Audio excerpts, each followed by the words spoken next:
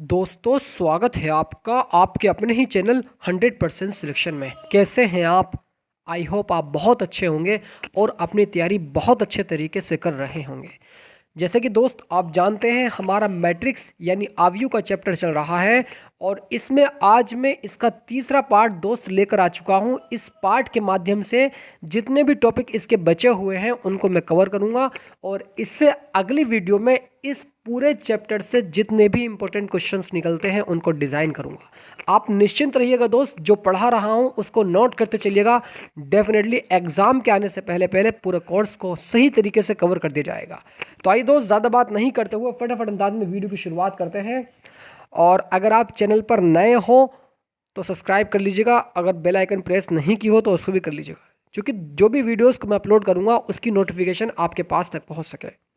तो आइए दोस्त फटाफट अंदाज में इस वीडियो की शुरुआत करते हैं। और इस वीडियो की शुरुआत बहुत ज़बरदस्त लाइन से करते हैं कि यूं ही नहीं मिलती राही को मंजिल, एक जुनून सा दिल में जगाना पड़ता है। कि यूं ही नहीं मिलती राही को मंजिल, एक जुनून सा दिल में जगाना पड़ता है। मैंने पूछा उस चिड़िया से ये आशियाना कैसे बना, तो चिड़िया बोली भरनी पड़ती है उड़ान, तिनका उठाना पड़ता है। भरनी पड़ती है उड़ान, तिनका उठाना पड़ता है। तो दोस्तों आइए हम इसको डिस्कस करते हैं। अब यहाँ पर छठा टॉपिक आपका कोफैक्टर ऑफ ए मैट्रिक्स, ठीक है, आव्यूह के सह गुणनखंड। यहाँ तक आपका कवर हो चुका था। आई होप दोस्त ये आपने नोट कर लिया होगा। उसके बाद में आपको यहाँ से नोट करना है और इसके बारे में मैं आपको बताने वाला हूँ। देखिए यहाँ पर कोफैक्टर ऑफ ए मैट्रिक्स यानी आव्यूह के सह गुणनखंड, इसको थोड़ा सा मैं जूम करता हूँ यहाँ पर ऐसे करके, ठीक है। हाँ अब ठीक है। देखिए दोस्त, सबसे पहले हमें कोई मैट्रिक्स दी हुई है, राइट, 1 2 3 इस तरह की हमें कोई मैट्रिक्स दी हुई है जिसके 3 रो है और 3 ही कॉलम है। मैंने आपको बताया था कि 1 2 3 ये रो की संख्या, उसके बाद में 1 2 3 ये कॉलम की संख्या है ना। जो शुरू में लिखते हैं 3 इसको यानी ये रो की संख्या और ये वाली ये कॉलम की संख्या। क्लियर? पहले वाली रो की और दूसरे वाली कॉलम की, ठीक है। यानी क्या हुआ, इसको हम आई से डिनोट करेंगे और इसको हम जे से डिनोट करेंगे। इस चीज़ को भी आप याद रखेंगे। हमें क्या निकालना है इसका, हमें इसका कोफैक्टर ऑफ ए मैट्रिक्स यानी हमें इस आव्यूह का सह गुणनखंड निकालना है। तो किस तरह से निकालेंगे आइए उसको समझते हैं। सबसे पहले दोस्त आपको साइन का यानी आपको चिन्ह का ध्यान से रखना है। चिन्ह प्लस रखा जाएगा या माइनस, कैसे पता करेंगे उसको आप समझिएगा। देखिए हम यहाँ पर ये भी कर सकते हैं, साइन को जैसे हमें साइन कौन सा लगाना है, माइनस या प्लस, तो -1 की पावर i प्लस जे, यानी इसका ये सूत्र हो गया एक साइन को साइन का ये मतलब चिन्ह का एक सूत्र हो गया। साइन इज इक्वल टू -1 की power i plus j. I plus j क्या है, रो और कॉलम। इस चीज़ को भी आप याद रखेंगे। जैसे कि यहाँ पर आप देख रहे हैं कोफैक्टर ऑफ मैट्रिक्स आव्यूह का सह गुणनखंड, इसको हम इस तरह से लिखेंगे A11 A12 A13 A21 A22 A23 A31 A32 A33। क्या कहा मैंने कुछ भी नहीं कहा। मैंने ये कहा है कि A11 का मतलब यानी 1 इंटू 1 का मतलब क्या हो गया, 1 इंटू 1 यानी पहली रो और पहला कॉलम। पहली रो और पहला कॉलम को छोड़कर जो बचा, पहली रो पहला कॉलम को छोड़कर जो बचा, यानी ये और इसको छोड़कर इसकी इससे मल्टीप्लाई, माइनस लगाएंगे बीच में, इसकी इससे मल्टीप्लाई कर देंगे, क्रॉस मल्टीप्लाई करेंगे और बीच में माइनस का निशान लगाएंगे। इस चीज़ को आप याद रखेंगे, है ना। तो यहाँ पर हमें ये देखिए कोफैक्टर ऑफ मैट्रिक्स यानी आव्यूह का सह गुणनखंड, इस तरह से हमने इसको लिखा। अब A11 A12 A13 A21 बारी बारी से इन सभी मानों को निकालेंगे। कैसे निकालेंगे आइए समझते हैं। जैसे कि आप देख रहे हैं ऊपर की ओर, ये हमारा क्या है, ये हमारा एक आव्यूह है जिसके 3 रो है और 3 ही कॉलम है। A11 हमें मान निकालना है। कैसे निकालेंगे, A11 इज इक्वल टू, अब आपको यहाँ पर ये भी ध्यान रखना है, अगर जो यहाँ पर 1 1 लिखा हुआ है ना, 1 + 1 इन दोनों को अगर हम जोड़ेंगे तो इन दोनों को अगर जोड़ेंगे तो 2 आ रहा है, यानी सम संख्या आ रही है। सम संख्या होने की वजह से प्लस लेंगे।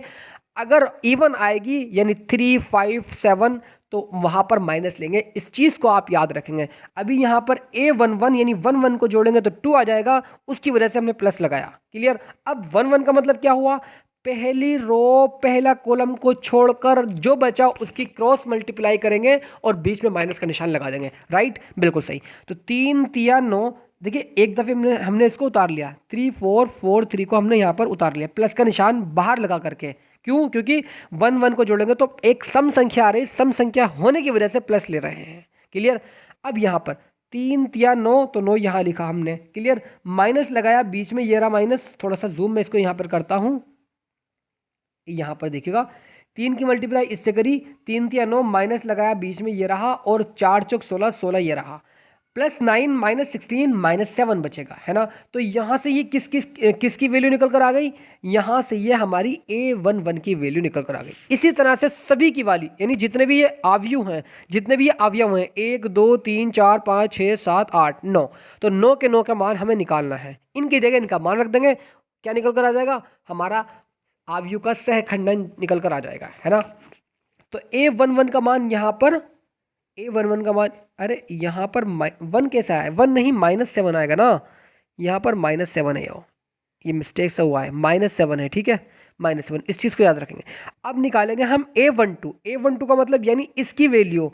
अब इसका मतलब क्या हुआ कि पहली रो और दूसरा कॉलम, रो मतलब यानी 1 का मतलब रो और 2 का मतलब कॉलम, जो बाद में होता है वो कॉलम, जो पहले होता है वो रो।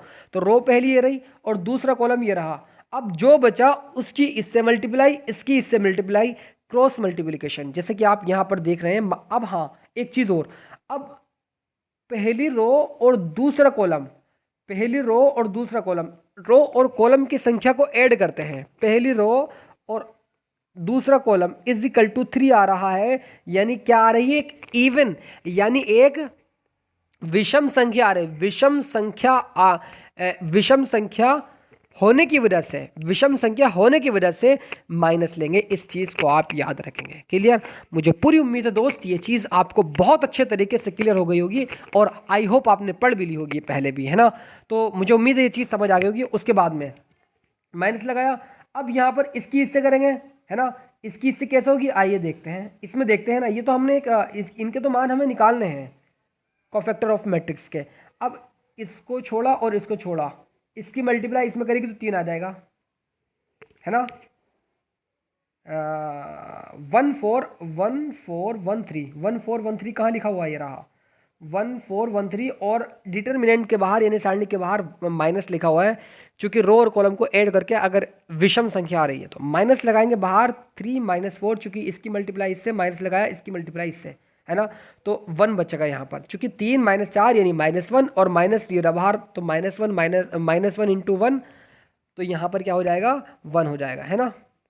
तो यहाँ से A12 की वैल्यू निकल कर आ जाएगी। इसी तरह से दोस्तों हम A13 की वैल्यू निकालेंगे।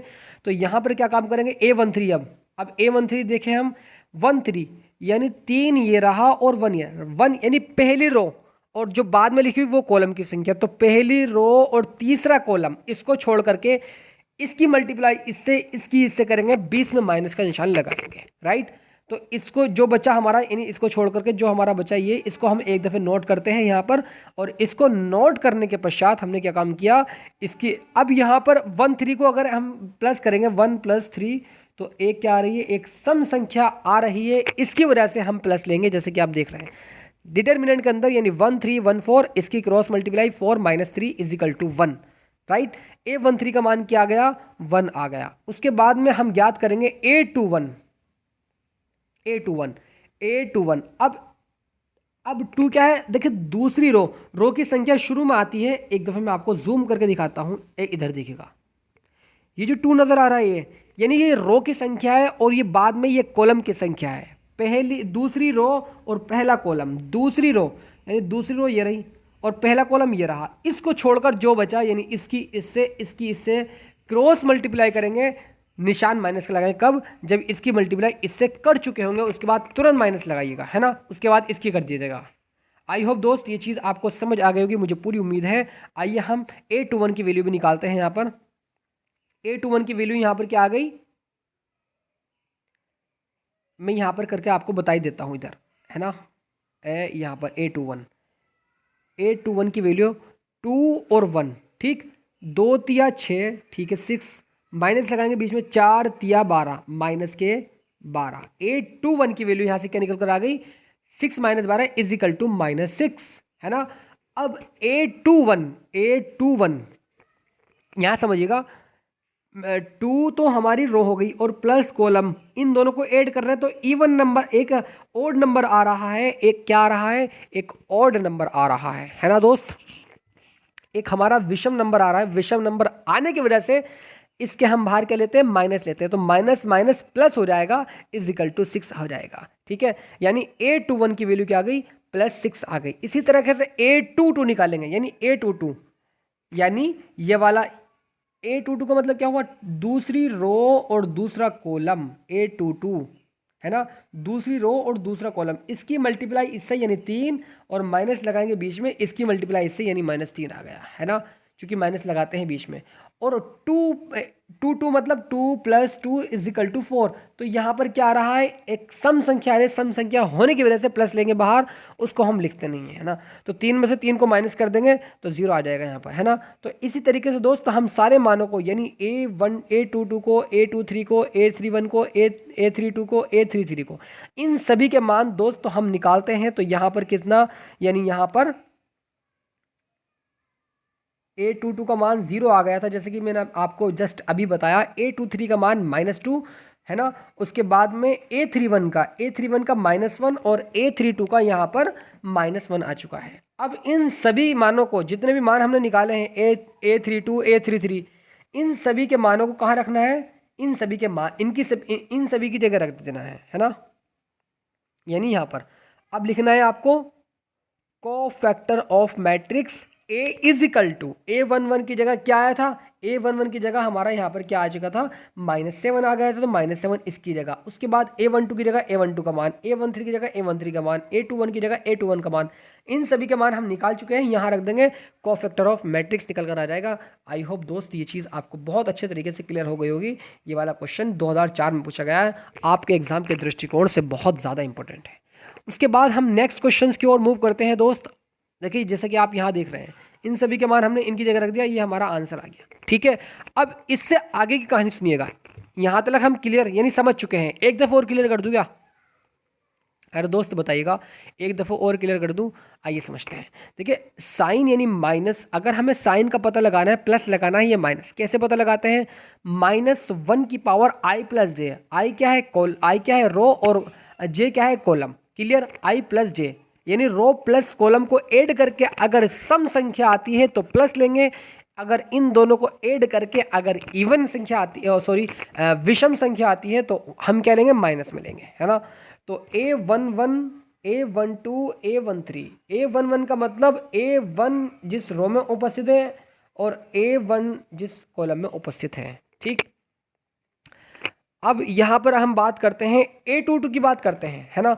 अब A22 किस रो में उपस्थित है और A22 किस कॉलम में उपस्थित है, जिस रो में और जिस कॉलम में वो उपस्थित है उन सभी को छोड़ देंगे, यानी उन रो को उस कॉलम को छोड़कर जो बचा हमारा उसकी आपस में क्रॉस मल्टीप्लाई कर देंगे, है ना दोस्त। तो मुझे उम्मीद है ये सारी बात आपको समझ आ गई होगी। उसके बाद हम इससे आगे की बात, यानी eight joint of a matrix, यानी किसी आव्यूह का सहखंड, किसी आव्यूह का सहखंडज कैसे ज्ञात करते हैं उसको भी आप अच्छे तरीके से समझिएगा दोस्त। देखिए एट जॉइंट A = कोफैक्टर की पावर T, T मतलब ट्रांसपोज, ट्रांसपोज मतलब उसका परिवर्त आव्यूह, परिवर्त मतलब रो को कॉलम में चेंज करना या कॉलम को रो में चेंज करना, इस चीज़ को आप समझ गए होंगे, है ना दोस्त। ट्रांसपोज मैट्रिक्स को आप समझ गए होंगे, परिवर्त आव्यूह को। फॉर एग्जाम्पल जैसे हमने अभी ये निकाला है ना, हमें कोई A दिया हुआ है, जैसे कि आप यहाँ पर देख रहे हैं, है ना। हमें क्या निकालना है, हमें एट जॉइंट A निकालना है। हमें यहाँ पर A का मान दिया हुआ है ना। A का मान देने के बाद में हमें ये चीज़ तो निकालना ही है, यानी कोफैक्टर ऑफ मैट्रिक्स तो हमें निकालना ही है। जैसे कि हमने अभी आपको निकाल के दिखाया, यानी A11 की वैल्यू, A12 की वैल्यू, A13 की वैल्यू, इन सभी की जगह इन सभी के मान रखें, हमारा यानी हमारा कोफैक्टर ऑफ मैट्रिक्स निकल कर आ गया। इसके बाद हमें एडजॉइंट निकालना है, इसके बाद हमें क्या निकालना है, इसके बाद हमें एडजॉइंट निकालना है। तो इस रो को इस कॉलम की जगह लिख दीजिएगा, आपका आंसर निकल कर आ जाएगा। और इसी को नहीं, सारी रो को हर कॉलम में चेंज करना, यानी पहली इस रो को इस कॉलम में, इस रो को इस कॉलम में, इस रो को इस कॉलम में, इस तरह से चेंज करना है ना दोस्त। मुझे उम्मीद है दोस्त ये चीज़ आपको समझ आ गई होगी। आइए हम eight joint of a matrix, यानी हमने यहाँ तक हम निकाल चुके हैं, यानी दोस्त इससे अगली वीडियो जाएगी, वहाँ पर मैं क्वेश्चन करके दिखाऊंगा। अभी मैं आपको सिर्फ इसका तरीका बता रहा हूँ, है ना। तो परिवर्त आव्यूह निकालना है हमें, जैसे कि आप यहाँ पर देख रहे हैं, है ना। थोड़ा सा इसको मैं जूम आउट करता हूँ, हाँ, -7 1 1, ठीक है, -7 ठीक है। कोफैक्टर ऑफ मैट्रिक्स 6 0 -2 -1 -1 1, ठीक है। अब यहाँ पर, है ना, अब यहाँ पर क्या करना है, हमें एडजॉइंट ए निकालना है। इतना काम तो हमें करना ही पड़ेगा, जिससे पहले वाले क्वेश्चन में जितना किया हमने, उसके बाद वाला काम यानी एडजॉइंट ए निकालने के लिए इस -7 यानी इस रो को इस कॉलम में, इस रो को इस कॉलम में, इस रो को इस कॉलम में परिवर्तित कर देना है ना। तो -7 1 1 -7 1 1, 6 0 -2 6 0 -2, ठीक है, -1 -1 1 -1 -1 1, ठीक है। आई होप दोस्त ये चीज़ आपको समझ आ गई होगी। बस कोफैक्टर ऑफ ए मैट्रिक्स निकालने के बाद में उसका परिवर्त आव्यूह यानी उसको रो को कॉलम में चेंज कर देना है ना। इस चीज़ को आप याद रखेंगे। आई होप दोस्त ये चीज़ आपको समझ आ गई होगी। उसके बाद हम बात करते हैं इन्वर्स मैट्रिक्स की यानी प्रतिलोम व्युत्क्रम आव्यूह की। कैसे निकालते हैं, देखिए इसका एक फॉर्मूला होता है दोस्त, आप हमेशा इस फॉर्मूले को याद रखेंगे। A inverse is equal to adjoint A upon A का मोड। ए मोड मतलब क्या होता है, अरे ए का मोड निकालते हैं तो इसको बाहर रखते हैं 1 को, है ना, इस 1 को बाहर रखा, इस रो को इस कॉलम को छोड़ा, इसकी मल्टीप्लाई से इसकी मल्टीप्लाई से। ये चीज़ आपको मैंने फर्स्ट सेमेस्टर में बताई थी। आई होप दोस्त ये चीज़ आपको समझ आ रही होगी, है ना। तो ए का मोड निकालने कोई ज़्यादा बड़ी बात नहीं है, ईजी है। इस रो को इस कॉलम को छोड़ करके इसकी मल्टीप्लाई से इसकी मल्टीप्लाई से, और ये वाला बाहर रखते हैं, एक दफ़े प्लस में, एक दफ़े माइनस में, एक दफ़े प्लस में, है ना। हाँ, तो यहाँ से अब यहाँ पर ए मोड का नाम -2 आ गया है, यानी ए मोड का मान 0 नहीं आना चाहिए। अगर 0 आ रहा है तो उसको आगे हम सॉल्व नहीं कर सकते हैं दोस्त। अगर 0 नहीं आ रहा है तो उसको हम सॉल्व कर सकते हैं। क्यों? क्योंकि जब यहाँ पर आप ए मोड की जगह 0 रखेंगे तो जिसके अपॉन में 0 होता है उसका मान इनफाइनाइट होता है, कोई उसका यानी उसको हम सॉल्व नहीं कर सकते हैं। इस चीज़ को आप याद रखेंगे, है ना। तो यहाँ पर हमने एडजॉइंट है यानी जो रो थी उसको रो को कॉलम में चेंज कर दिया। यहाँ पर 1 2 3 1 3 4 1 4 3 दिया हुआ है, ठीक है। पहले हमने चेक किया ए मोड, क्योंकि ये इस फॉर्मूले के अकॉर्डिंग हमें चलना है ना। एडजॉइंट ए निकालने से पहले हमें कोफैक्टर ऑफ ए निकालना पड़ेगा, यानी सहखंडज निकालना पड़ेगा। A11 A12 A13 A21 A22 A23 A31 A33 A32, ये सारी हमें अवयव निकालने पड़ेंगे, है ना। तो यहाँ पर क्या हुआ कि यहाँ पर हमने ए मोड -2 आ गया। अब हमें A inverse is equal to adjoint A upon A का मोड। इसको तो बाद में करते हैं, पहले हम निकालते हैं एडजॉइंट ए। एडजॉइंट ए निकालने के लिए क्या करना पड़ेगा, अरे भाई एडजॉइंट ए हम निकाल चुके हैं, है ना। ये रहा पहले क्वेश्चन के ऊपर ही हम बात कर रहे हैं, है ना। उस चीज़ को आप याद रखेंगे, बस उस चीज़ को आप याद रखेंगे किस तरह से क्वेश्चन चल रहा है ना। तो यहाँ पर हम निकाल चुके हैं एडजॉइंट ए। अब एडजॉइंट ए को एडजॉइंट ए की जगह हमने रख दिया, है ना। अब ये मॉड ए यानी 1/-2, इसको हमने अपॉन से इधर साइड में ले लिया, यानी 1/-2 हो गया। क्लियर। अब -2 की मल्टीप्लाई इन सभी के अंदर कर देनी है ना। 1/-2 की मल्टीप्लाई इन सभी अवयव में कर देनी है, इन सभी एलिमेंट में कर देनी है। क्लियर। तो ए इनवर्स 7/2 -6/2 1/3 -1/2 0 1/2 -1/2 1 -1/2। क्लियर। अब यहाँ पर क्या होगा, अब यहाँ पर थोड़ा सा इसको सॉल्व कर लो। 2 3 × 6 -3 आ जाएगा। 1/2 अपनी जगह, -1/2 0 1/2 -1/2 1 -1/2, यानी ए इनवर्स की मान यहाँ पर, ए इनवर्स की वैल्यू यहाँ पर निकल कर आ गई किस फॉर्मूले से, A inverse is equal to adjoint A is equal to A का मोड, है ना।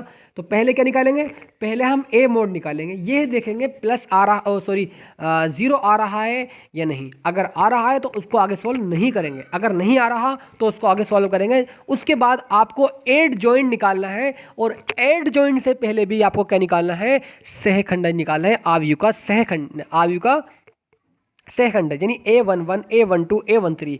A11 मतलब पहली रो पहला कॉलम। साइन किस तरह से, जो A11 है अगर 1 को यानी रो और कॉलम को जोड़ के अगर प्लस आ रहा, सम संख्या आ रही है तो प्लस में लेंगे, विषम आ रही है तो माइनस में लेंगे। इस चीज़ को भी आप याद रखेंगे, है ना दोस्त।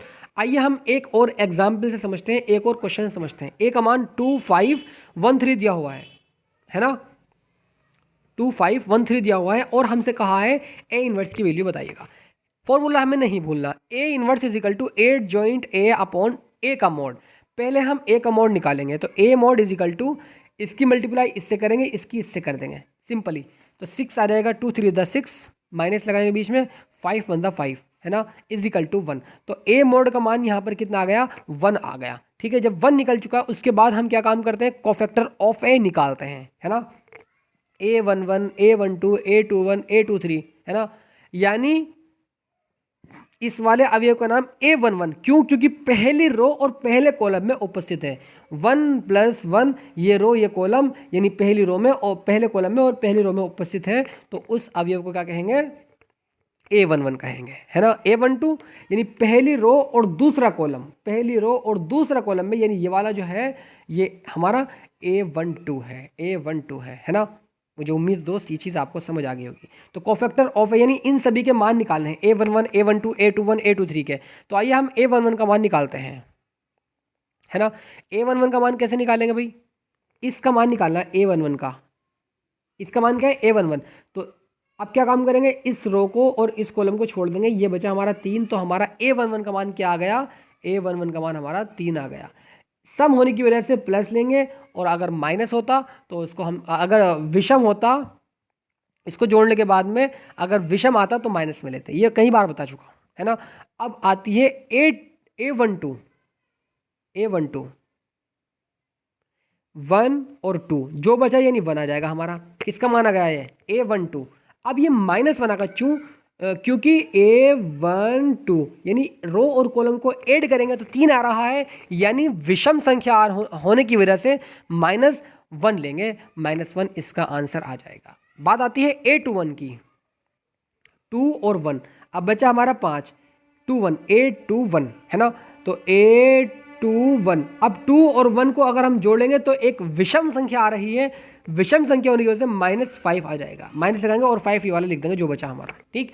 A22 A2 और 2 बचा हमारा 2। अब 2 और A2 + 2 करेंगे तो यहाँ पर 4 आ जाएगा, इजिकल टू प्लस लेंगे और जो बचा हमारा 2 वो लिख देंगे हम यहाँ पर, है ना।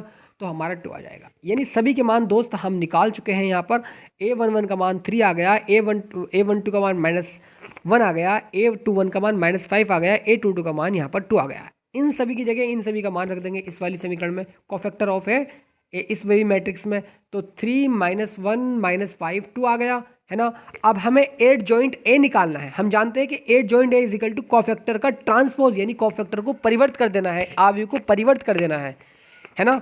रो को कॉलम में और कॉलम को रो में, या तो रो को कॉलम में या कॉलम को रो में। एक बात आप कीजिएगा, है ना, 8 जॉइंट इजिकल टू 3 - 5 - 1 2। कैसे, देखिए 3 - 1 ये रहा 3 - 1, -5 ये रहा -1 और 2 ये रहा 2, है ना। यानी रो को कॉलम में और रो को कॉलम में चेंज कर दिया हमने, है ना। इस चीज़ को आप याद रखेंगे।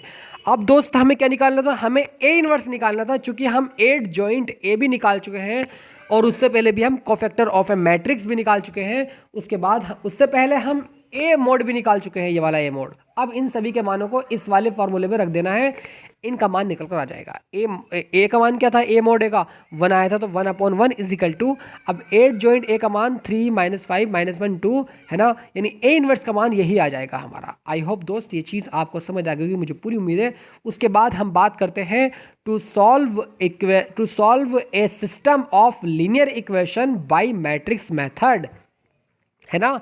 यानी इन समीकरणों को हमें आव्यूह विधि से हल करना है ना।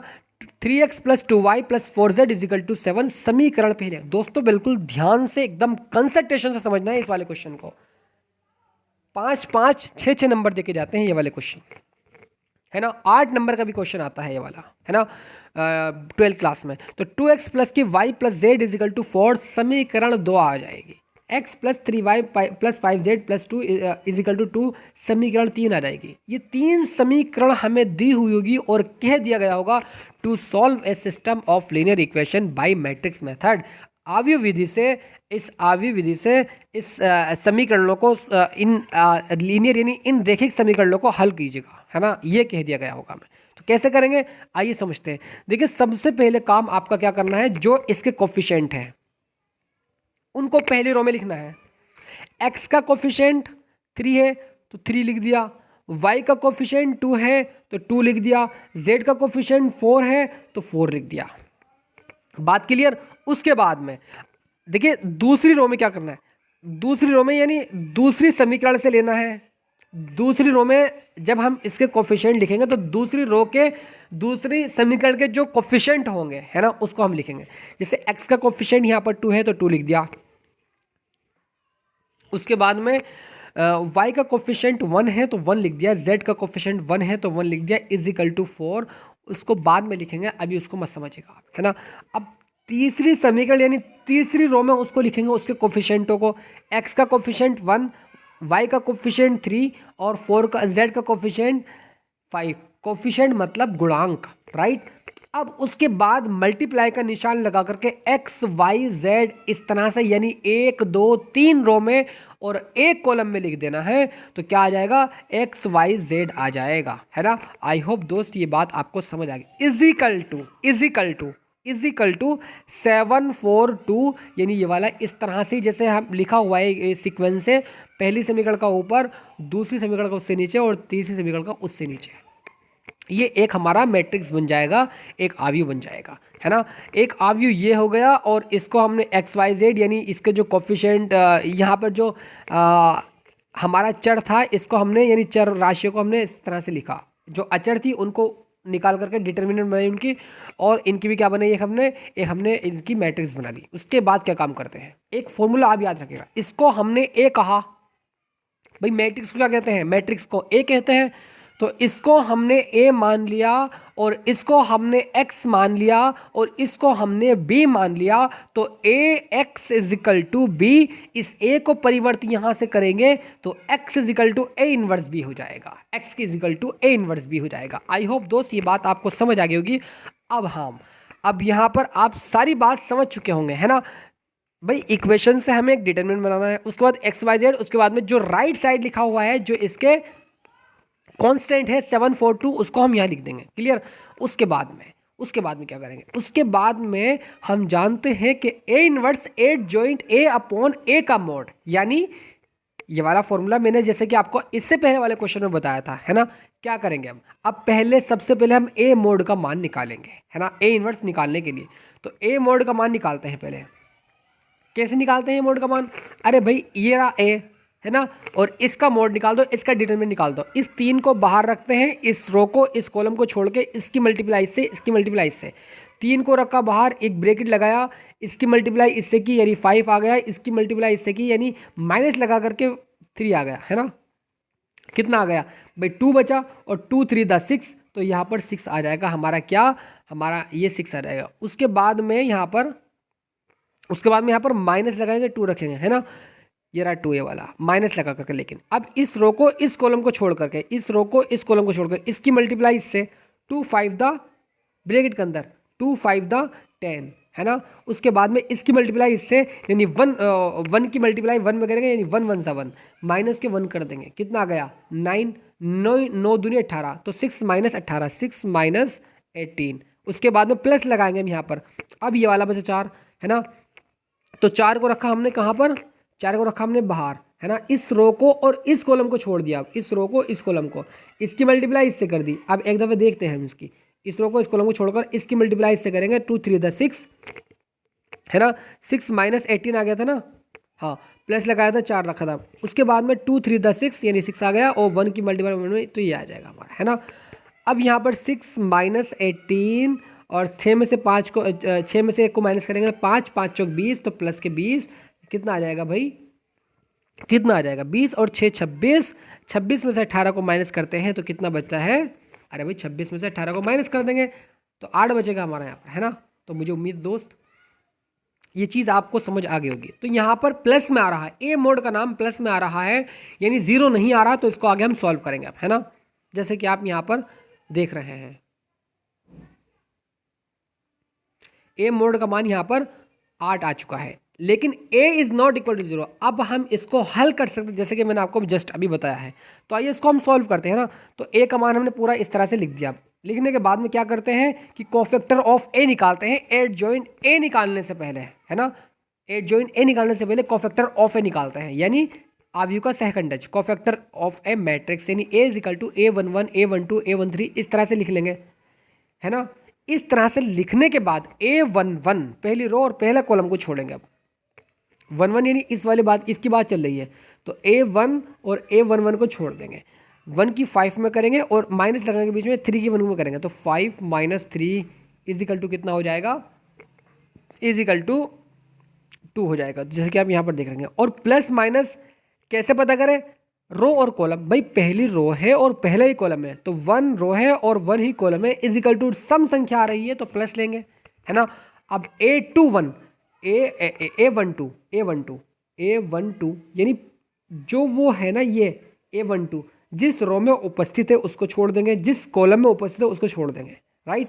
इसकी मल्टीप्लाई इससे कर देंगे, यानी इसकी और इसको छोड़ करके इसकी मल्टीप्लाई इससे कर देंगे। अब तो माइनस में लेंगे क्योंकि 1 2 है ना, पहली रो और दूसरा कॉलम, तो 1 और +2 करेंगे तो इजिकल टू 3 आ जाएगा। इसकी वजह से हमने माइनस लिखा, इसकी वजह से हम माइनस लिख लें, माइनस, ठीक है।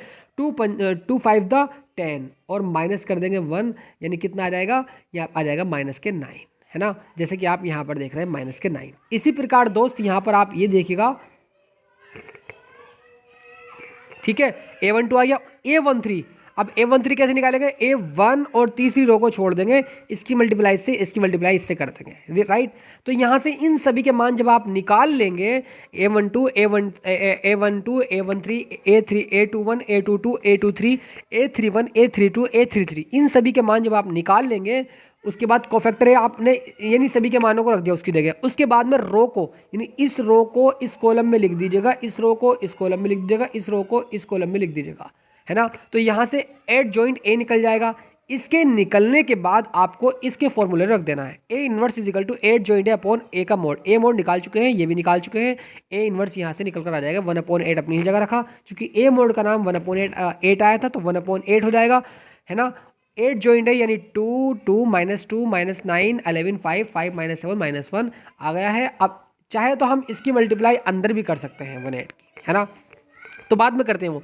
अब उसके बाद में अब क्या करना है, x is equal to A inverse B, x is equal to A inverse B, तो x y z ये रहा। भाई इस वाले फॉर्मूले को आप बहुत ज़्यादा इंपॉर्टेंट है, इसको याद रखिएगा आप। x की जगह x y z जैसे कि हमने शुरू में माना था, है ना, is equal to 1/8 A inverse, है ना, यानी A इनवर्स ये आ गया पूरा। उसके बाद में b क्या था हमारा, 742 क्या था, आइए उसको दिखाते हैं हम।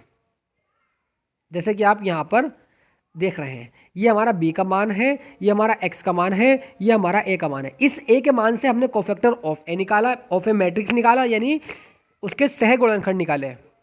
उसके बाद में वहाँ से उसकी रो को कॉलम में चेंज किया, तो वहाँ से एड जॉइंट निकल कर आ गया। उसके बाद में क्या होगा कि उसके बाद में हमने उसको फॉर्मूले में पुट कर दिया। पुट करने के बाद में क्या होगा, x is equal to A inverse dot B, है ना, ये वाला फॉर्मूला आप याद रखेंगे। अब यहाँ पर इन सभी की जगह इन सभी के हमने रख दिया, और रखने के बाद यहाँ से क्या होगा भाई, अरे क्या करेंगे भैया, अब इस रो को इस कॉलम के साथ में क्या करना है, मल्टीप्लाई कर रहे हैं हम, पहली रो पहला कॉलम, तो चूँकि इसके करस्पॉन्डिंग है, उसकी मल्टीप्लाई उसके ही साथ होगी, उसकी मल्टीप्लाई उसके ही साथ होगी, उसकी मल्टीप्लाई उसके ही साथ होगी, है ना। तो इन सभी की मल्टीप्लाई करके इन सभी को जोड़ना भी है आपस में ही, है ना। तो 2 की 7 वगैरह 2 7 द 14, 2 की 4 वगैरह 2 4 द 8, प्लस में 8 -2 × 2 तो -4, जैसे कि हम इन सभी को ऐड कर देंगे अगले स्टेप में। इसी प्रकार 9 की मल्टीप्लाई 7 से 9 7 63 माइनस के 11 चौक 44 प्लस के 5 दूनी 10 प्लस के 10 आ गए, 5 7 35 और 7 दूनी 14 माइनस के 7 चौक 28 माइनस के 28 आ गया। -1 की मल्टीप्लाई 2 से तो -2 आ जाएगा, है ना। 1/8 हमारा चल ही रहा है ऐसी, क्लियर। अब यहाँ पर क्या आ गया हमारा, अरे भाई यहाँ पर हमारा 14 8 माइनस, अब इसकी मल्टीप्लाई यानी 1/8 हर अवयव में डिवाइड कर देना है 8 से, हर अवयव को 8 से डिवाइड कर देना है। XYZ इज इक्वल टू 1/8 18 - 9 5, चूँकि अब हमने यहाँ पर देखा तो 14 8 14 और 8 कितना होते हैं, 14 और 6 20 और 2 22, और 22 में से 4 को माइनस करेंगे 18 बचेगा। उसके बाद में 63 44 10 को माइनस करेंगे यहाँ से तो -9 बचेगा, और यहाँ से 5 बच जाएगा। अब ये इस तरह का आ गया। अब इसकी मल्टीप्लाई इन सभी में कर देनी है हमें, यानी सभी से डिवाइड कर देना है। डिवाइड करेंगे तो यहाँ पर x is equal to 18/8, y is equal to -9/8 और z इज इक्वल टू 5/8, है ना। यानी 8 की 18 में भी करी, -9 में भी करी और 5 में भी कर दी। अब यहाँ से x का मान यानी इसकी तुलना हम इससे कर देंगे और इसकी तुलना हम इससे कर देंगे और इसकी तुलना हम इससे कर देंगे, एक्स वाई जेड के मान फाइंड हो जाएंगे। आई होप दोस्त ये चीज़ आपको समझ आ गई, मुझे पूरी उम्मीद है। तो दोस्त आज के लिए इतना ही काफ़ी है, मिलते हैं फिर नेक्स्ट वीडियो में और इस पूरे चैप्टर से जितने भी इंपॉर्टेंट क्वेश्चन हैं उन सभी को बताया जाएगा, है ना दोस्त। तो तब तक के लिए बने रहिएगा। God bless you students, love you and take care.